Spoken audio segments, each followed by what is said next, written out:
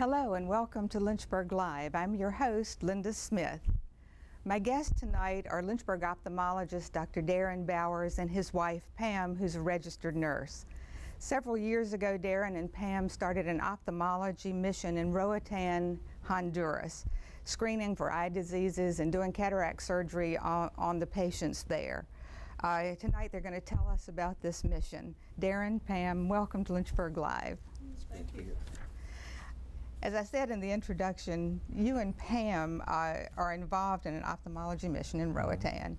How and when did you get involved with this? Well, we've always had kind of an interest in doing missionary medical work since really I started medical school. Pam was in nursing, and we always thought, boy, wouldn't it be nice to be able to kind of share our experiences and talents that God gives us to be able to help others. Not really, or knowing that there was a need out there, but not knowing how vast that need was. When I was a resident after medical school, I did my first medical mission to the Dominican Republic, and it was great. It was a great experience, but I left a little frustrated, thinking, you know, we made such a brief impact dispensing antihypertensives and different things. And you knew that it wasn't going to last that long, and what were those patients going to do then? So went into the field of ophthalmology and thought, what a perfect field to go into to help someone in cataract surgery, to help someone for a lifetime. So this is what inspired you really to take on a mission in a third world country. Yeah, we've talked about it, and finally, as our kids were getting a little older, where we could involve them, somewhat for selfish reasons, to help them understand that what they have here around them, don't take for granted. Right. We're a very blessed nation, but others in much less conditions than ours having some problems. So we just started, as we came to Lynchbyrg, our kids were old enough, we just started looking for opportunities and praying about it, and then the door came wide open when this opportunity came up. Now, you told me that you began this mission totally independent of any mission networks helping you. You just went down there and did that. How in the world do you do something like that? You're just independently. Well, first of all, recognizing a need. Pam and I were volunteering at a local pregnancy center, and we ran into someone working on the plumbing there, and it happened to be a gentleman by the name of Ben Rosenthal, who was telling us about some mission work he was doing, going down to Roatan. I had really not known about Roatan at first, but Pam and I looked into it, and he said, you know, the greatest need down there is for ophthalmic care or eye care. He said every time he takes his readers down there, they don't even have over-the-counter reading glasses, so he ends up taking a bunch. And that was before he even knew what I did. So we just thought, this is an opportunity we ought to look at. And so when we went, we decided to go with him, told him what we did, what our heart was, and we went down in 2005 and just kind of surveyed, did some screenings to find out what is the impact, what is the problem, and realized there was a huge need. This island of 30,000 people really had no facilities to do any eye surgery at all. There was no ophthalmologist. They had to go to the mainland 30 miles away, which most people couldn't afford, at least in the areas of the underserved.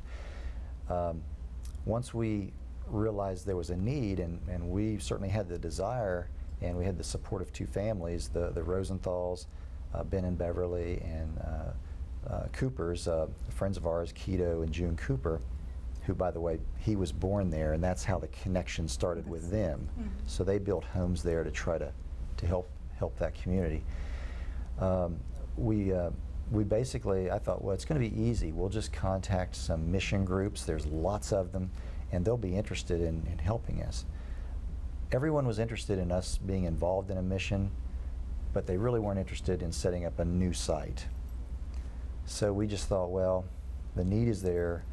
Let's just do this on our own. We kind of went in somewhat ignorantly, not knowing what to expect, but we, through the help of some great families like the Rosenthals and Coopers, but also a company we deal with day to day in our own practice, Alcon, huge ophthalmic supplier, they were very gracious and they actually have a mission department that I learned about and supplied many of our needs. And so we just knew it was going to be a gradual thing, and we took our time and thought, let's build it right.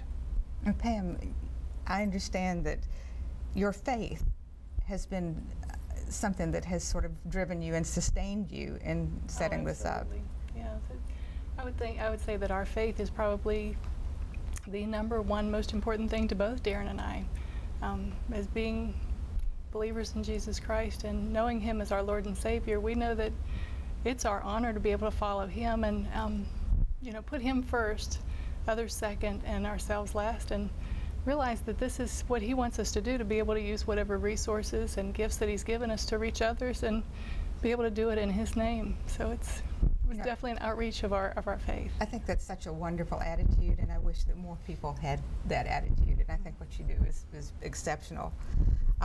What's the name of your mission? I have a list about 15 names that I've thought, but I keep coming back to Roatan Eye Mission, but we haven't really settled on it yet. It's not so much about the name as it is just the cause, and we have a great group of people at the office.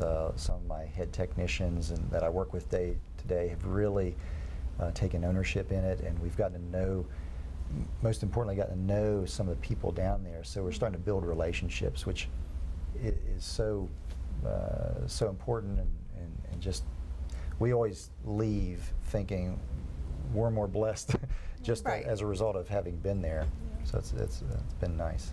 And when you first visited Roatan, just your general first impact with these folks and their ophthalmic care, their health care, what was it like?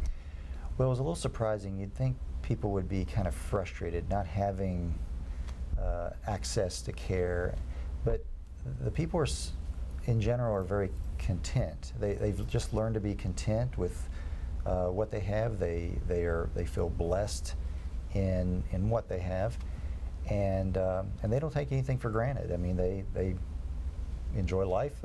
They certainly enjoyed others coming to want to help, but they were a little bit cautious about us, because I think they'd seen people coming in wanting to help and then leaving and never seeing them again, and so they were a little frustrated there. But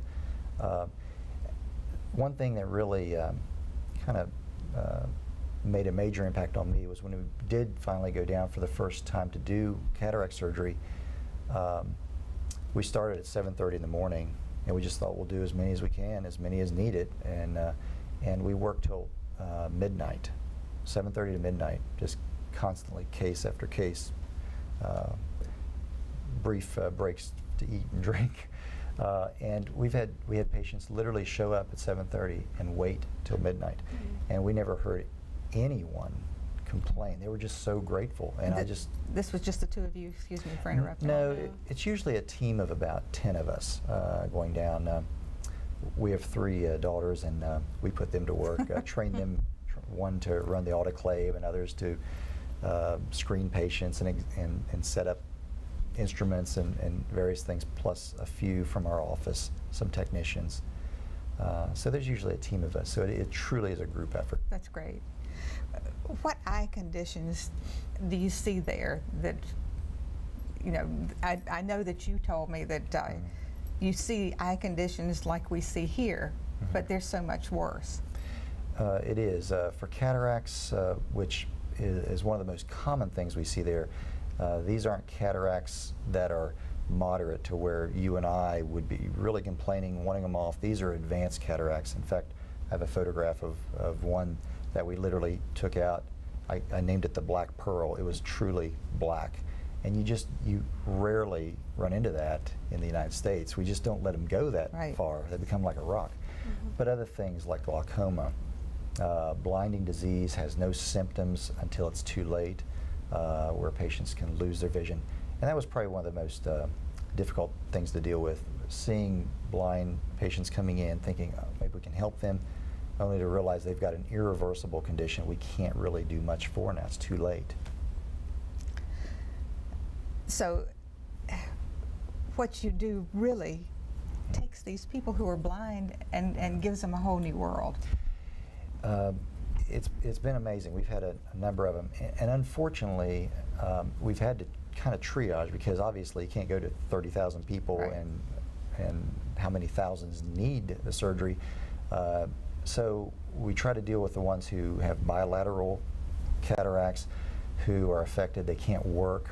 A lot of the men work on the fishing boats. That's their industry, and we've had several that just couldn't work because they couldn't see. And you know, what a joy to see them be able to go back to work. I can imagine. And so those are a high priority group, when bilateral cataracts, or those who are young enough they want to go to school and further training, or just anything like that. That's where we really see the impact. Does the geographical area have anything to do with the condition, you think? Well, the island is, I've heard it called the jewel of Honduras. It brings in a lot of money from tourism. The western half of the island is fairly commercial and built up, and that's where the cruise ships come into. Right. The eastern part, governed by their own mayor, and is a very poor part. And unfortunately, a lot of the money that's coming in from tourism doesn't reach the people. Right. And so you see this as with a lot of Caribbean islands, these really beautiful, lush places, and you think, oh, the whole island must be this way. But you go to the eastern part of Roatan, and it's poor. I mean, it's very poor. People living in shacks, and no shoes, and no septic system. I mean, it's just the basics that it can be sad. And without having all the medical care, I think you were asking too about the geographical area. They live in a beautiful area that has a lot of sunlight, but they get a lot of reflection off of that beautiful water. So the cataracts are actually developed a lot because of the genetics, but also because of all the reflection off of that beautiful water. And they don't, most people don't wear any type of eyewear that would protect them from the UV rays. I wondered if that had anything to do with it. It does. Being a registered nurse, you had to be tremendously helpful in getting this mission started. Well, you know, it was something that Darin and I wanted to be able to do together, but it's definitely been a team effort. Debbie Anderson, who is the head technician at Darin's office, she has been incredible, and we couldn't do this without Debbie. She has made sure that we had all of our inventory done every year, and make sure that we get everything sent down there, and she does all the triage, post-op, pre-op, post-op, you know, when we get to do surgery, and she's just a great friend, and we just couldn't do it without her. Do you scrub? I do. You do scrub? You know, I worked in the surgical ICU years ago in the ER, but I had never worked in the OR. So about 5 years ago, I started working at Lynchburg Surgery Center, and I really enjoyed that. I've learned how to scrub for Darin and assist him with surgery, and be familiar with the instruments and the machinery, and I've really enjoyed it. It's been a dream come true for us to get to work together and do this together.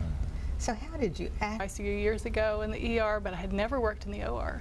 So about 5 years ago, I started working at Lynchburg Surgery Center, and I really enjoyed that. I've learned how to scrub for Darin and assist him with surgery, and be familiar with the instruments and the machinery, and I've really enjoyed it. It's been a dream come true for us to get to work together and do this together. So how did you actually go about getting a clinic started, an equipped clinic?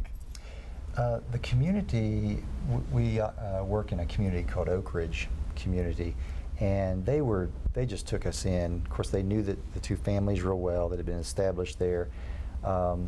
We worked with the local pastor who served on a committee within the community that owned a little clinic. The community owns this little clinic in town, and